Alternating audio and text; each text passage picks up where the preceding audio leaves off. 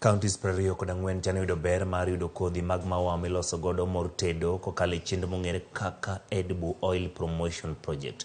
Chenro ma kamano ibiro chwal kuom thuolo mar higni 5 ka ichwalo kod duol mochung'ne weche mag pur e pacho kaendi AFA mawacho ni kothe ma kamago ma ibi chiw ne jopur onyiew kowuok e piny ma Zambia.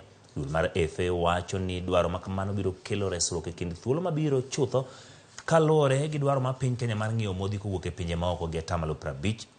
Ma kamano to akiro momano yo duol mochung'ne weche mag pur kaachiel gi duol mochung'ne governors e pacho ka.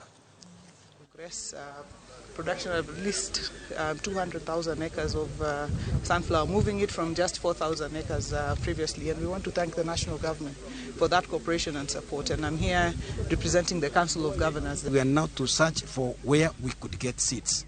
And the nearest we could get seed was in Zambia. So our officers, including our Director General, and to go there and get seeds. And this morning we finalized all the approvals we needed.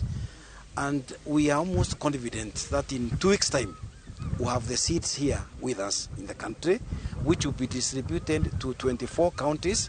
These 24 counties have been selected as a pilot scheme. Today we are here because we have a new project known as Edible Oil Crops Promotion Project, which became effective 1st of July, and it will take about 5 years. And we have set clear targets which we want to achieve by the end of this 5 years project.